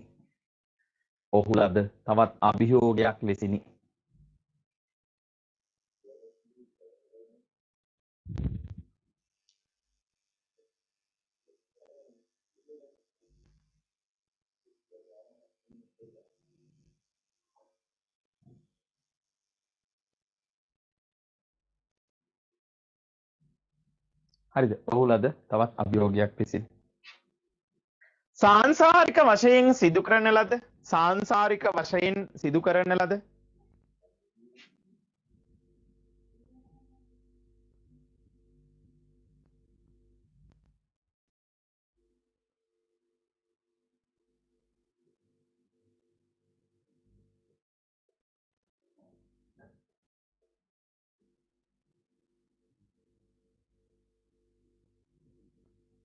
සාංශාරික වශයෙන් සිදු කරන ලද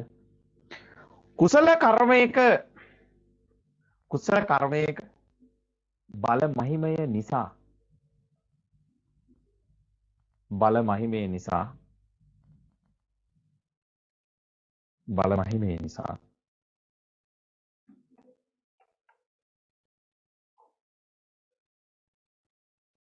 උග්ගසේනට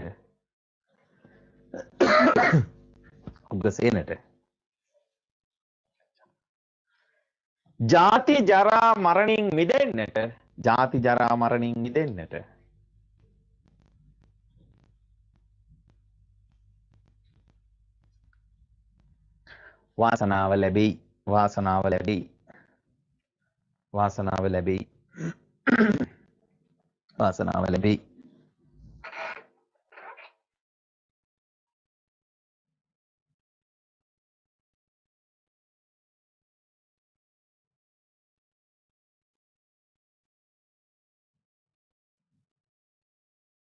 වාසනාව ලැබෙයි. හරි නේද? වාසනාව ලැබෙයි. සිටු පුත්‍රයාගේ චරිතය තුලින්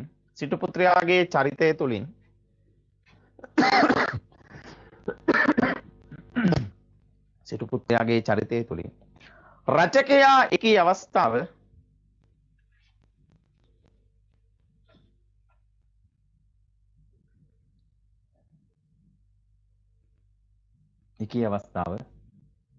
ප්‍රතිමූර්තිමත් කරවන්නේ බුද්ධාලම්බන ප්‍රීතිය ඇතිවය.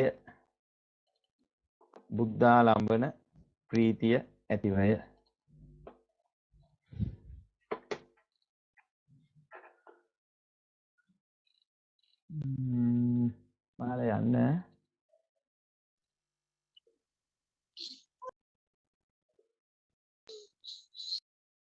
මෙන්න මෙතන පොඩෙන්තේ සෑ ප්‍රතිමූර්තිමත් කරන්නේ මොකද්ද කිව්වේ මේ අන්තිමට මෙතන ප්‍රතිමූර්තිමත් කරන්නේ මෙසේ කියලා නේද? පුතේ දරුවෙක් කියන්න. බුද්ධාලම්බන ප්‍රතිපත්තිය හරි බුද්ධාලම්බන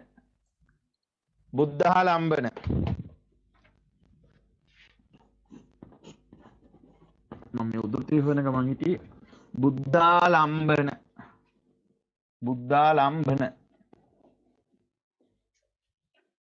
බුද්ධාලම්බන ප්‍රීතියනේ නේද? එහෙම නේද කිව්වේ?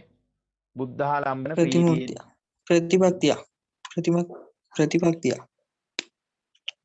බුද්ධාලම්බන उदाहरण प्रतिपत्तिया इतिवय प्रतिपत्तिया इतिवय දාලම්බන නෑ ප්‍රීතිය කියලා නෙමෙයි මම කිව්වේ नहीं प्रतिपत्तिया इतिवय की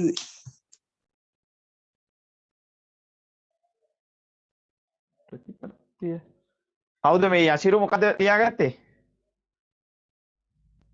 බුද්ධාලම්බන ප්‍රීතිය ලෙසයි.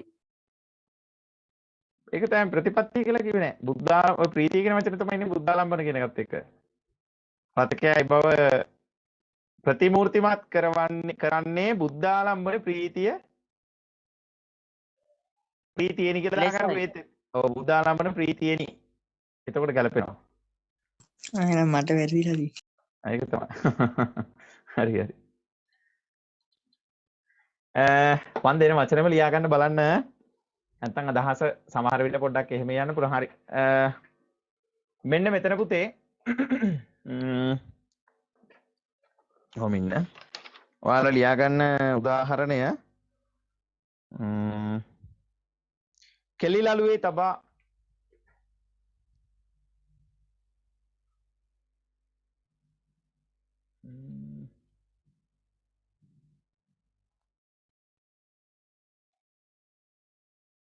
මේ තියෙන්නේ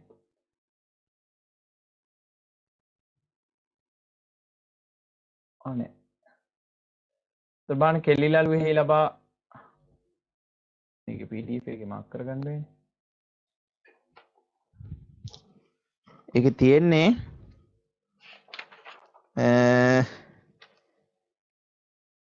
කෙලිලලුවේ තබා ජාති ජරා මරණිනුත් මිදෙව ඔයා ගත්තොත් මට කියන්න කවුරු හරි 82 වෙනි පිටුවේ සර්. හරි 82 වෙනි පිටුවේ කීවෙනි ඡේදෙත් තියෙන්නේ කියන්න පුතේ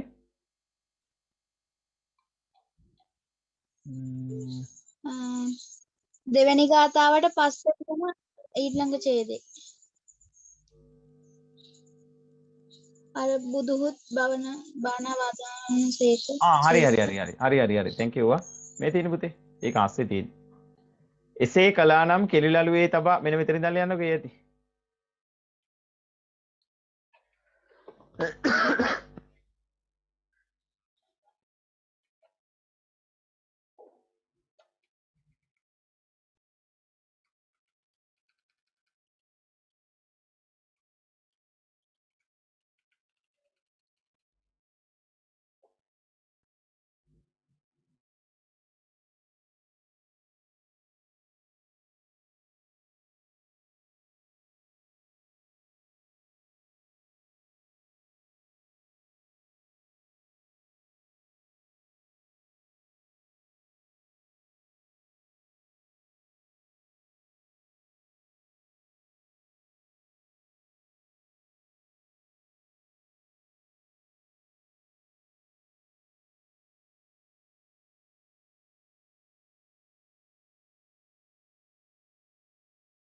හරි සර්.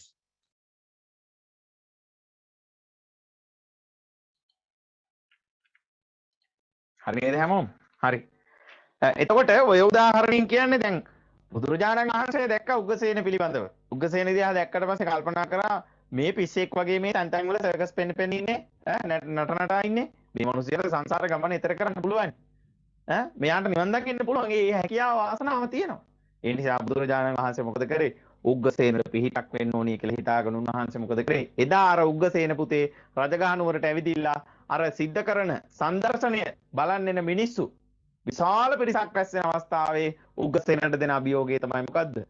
ජාති ජරා දුකින් මිදෙන්න. හරිද? පීඩාවේ තියෙන ලෝලීත්වයේ සම්පූර්ණයෙන්ම නැති කළා. ඒක මෙලොවට විතරයි. ඒක ඔයාගේ ආර්ථිකයට විතරයි බලපන්නේ. ඒක පරලෝ ජීවිතේට වැදගත් දෙයක් නෙමෙයි. ඒ නිසා ඔයා මොකද්ද කරන්න ඕනේ? ඔයා ජාති ජරා මරණිනුත් ඔය වගේම මිදෙන්න ඕනේ. එහෙම කියලා අභියෝගයක් බුදුහාමුදුරුවෝ බාර දුන්නේ. ඒ අභියෝගේ මොකද උනේ? සාර්ථකව විසඳ ගන්න පුළුවන්කම ලැබුණ කාටද? උග්ගසේනට. හරි. එතකොට මේ අවස්ථාව තමයි අපි කතා කරේ. අපි යන පුතේ අලුත් ඡේදයකට උද්දුතෙන් පස්සේ මෙහෙම ලියන්නකෝ.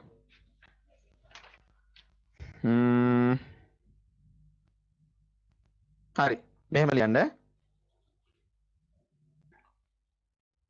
උග්ගසේනගේ කන වැකුණු එම බුද්ධ භාෂිතය හේතුවෙන් උග්ගසේනගේ කන වැකුණු එම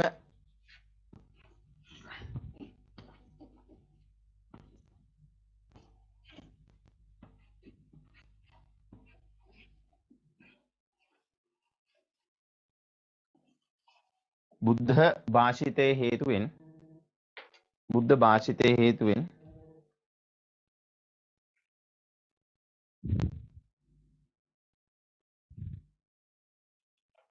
බුද්ධ භාෂිතය හේතුවෙන් උග්ගසේනගේ පෙරපින් මතුවිය. උග්ගසේනගේ පෙරපින් මතුවිය.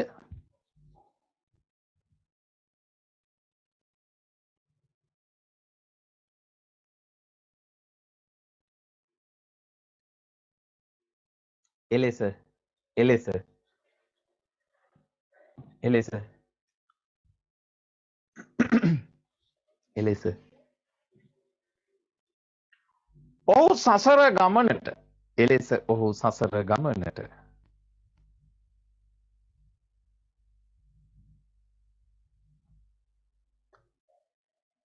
නැවැත්ම තැබුවේය. නැවැත්ම තැබුවේය.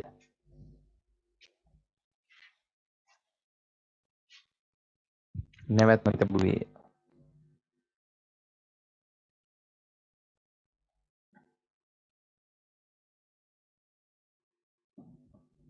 නැවැත්ම තැබුවේය. එනම් එනම් උග්ගසේන උග්ගසේන එනම් උග්ගසේන රහත් භාවයට පත්වීමයි.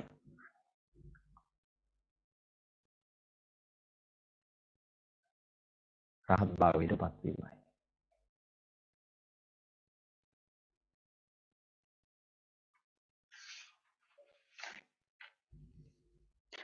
සිටුපුත්‍රයාගේ චරිතය සිටුපුත්‍රයාගේ චරිතය විෂද කරන අප රචකයා විෂද කරන විස්තර කරන විෂද කරන අප රචකයා විෂද කරන අප රචකයා විෂද කරන අප රචකයා විෂද කරන අප රචකයා එකී සොඳුරු මොහොත එකී සොඳුරු මොහොත එකී සොඳුරු මොහොත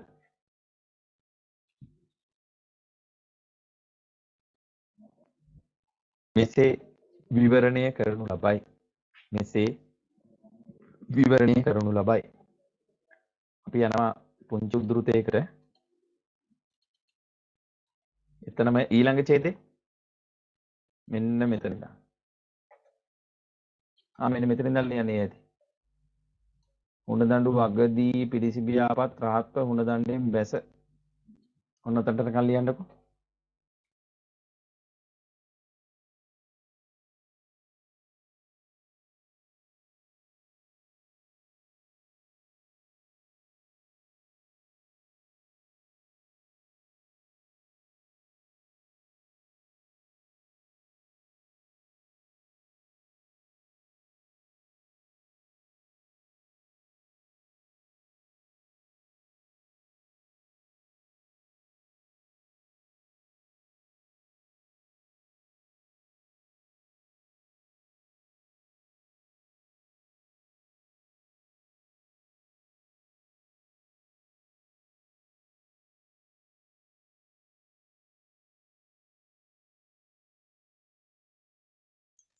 හරි සර්.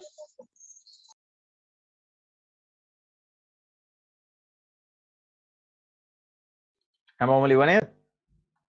හරි. අලුත් ඡේදයකින් ලියන්න පුතේ. අලුත් ඡේදය කියන්නේ දැන් මේ අවසන් කරන ඡේදය හොඳයි.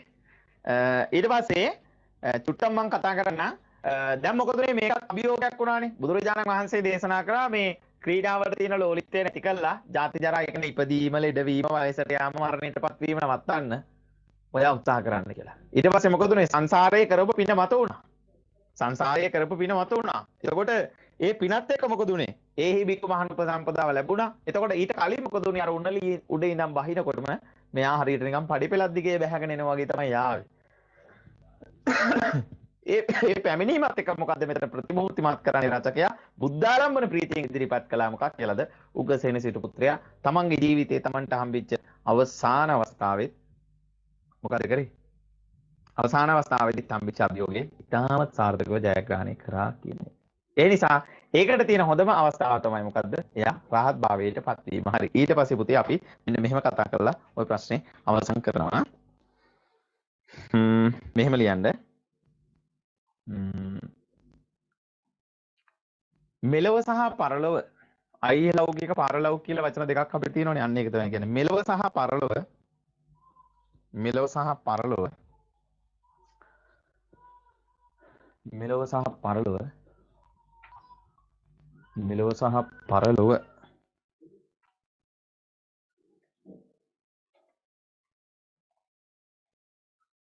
දෙලොවම ජයගත් උග්ගසේන මෙලොව සහ පරලොව යන දෙලොවම ජයගත් උග්ගසේන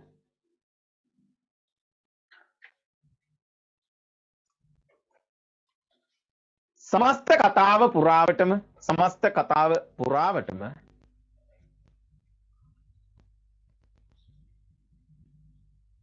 සමස්ත කතාව පුරාවටම සමස්ත කතාව පුරාවටම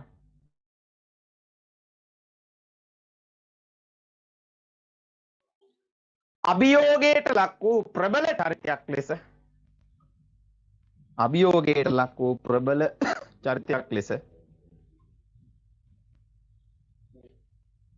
රචකයා නිරූපණය කර ඇත.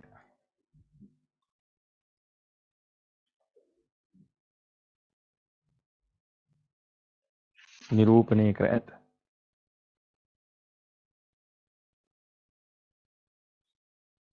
නමුත්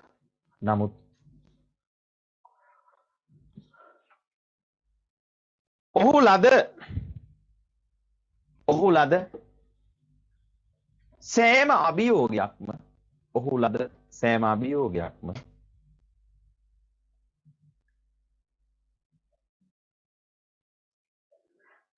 ඔහු ලද සෑම අභියෝගයක්ම ජයග්‍රහණය කරන්නේ චින්තා මාණික්කයක් මෙනි.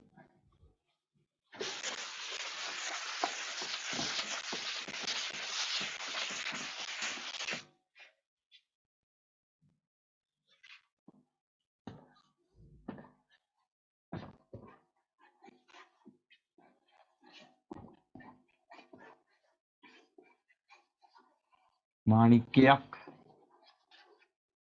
චින්තා මාණික්කයක් මෙනි. චින්තා මාණික්කයක් කියන්නේ මොකද? ඔය තියෙන එක. දිව්‍ය ලෝකේ. සිතුමිණි කියලා කියනවා ඔකට. චින්තා මාණික්කය කියලා කියන්නේ සිතූ පැතූ සම්පත් දෙන. උග්ගසේනටත් එහෙම වුණානේ. උග්ගසේන මුහුණ දුන්න සෑම අභියෝගයකදීම එයාගේ ජීවිතේට ඒ හැම අභියෝගයකදීම එයා සිතූ පැතූ සම්පතක් ලෙස ජයග්‍රහණය එයාටත් වුණා. ඒක තමයි ඇත්ත කතාව. ඒ නිසා පුතේ අපි අවසන් කරනෝක ඒ අනුව මෙතෙක් සාකච්ඡා කළ කරුණු මගින් ගම්‍යමාන වන්නේ ඒ අනුව මෙතෙක් සාකච්ඡා කළ කරුණු මගින් ගම්‍යමාන වන්නේ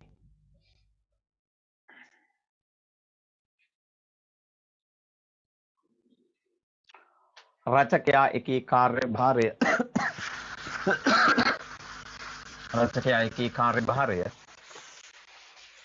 මැනවින් ඉටු කර ඇති බව යන්නයි.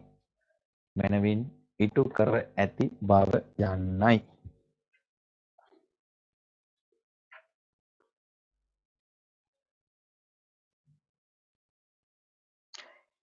ඒ වෙනුවෙන්ම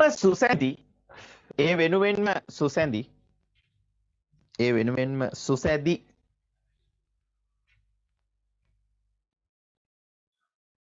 යතෝක්ත නිදර්ශනාත්මක කරුණු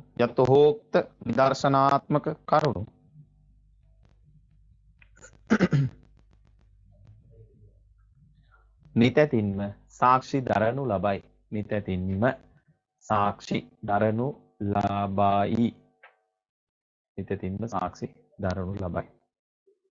හරි, පෑන පැත්තකින් තියවා. හරි එතකොට පුතේ අපි ඔය මේ දක්වා කතා කරේ උග්‍රසේන සිටු පුත්‍රයා තමගේ ජීවිතයේ හම්බෙච්ච සෑම අභියෝගයක්ම ජයග්‍රහණය කරපු ආකාරය පිළිබඳව අත්තරෙමු. එහෙනම් අලුත් පාඩමකින් ඊළඟ දවසේ මුණ ගැහෙන බලාපොරොත්තුෙන් හැමෝටම ප්‍රාර්ථනා කරන්නම් පුතේ එහෙනම් සුබ රාත්‍රියක් වෙන්න කියලා. පරිස්සමෙන් ඉන්න හැමෝටම එහෙනම් බුදු සරණයි. ඔක්කොටම එහෙනම් ආයිබෝවන්. අයුබෝවන් සර්. ආයිබෝවන් පුතේ. ආයිබෝවන් සර්. ආයිබෝවන් සර්. පුතේ.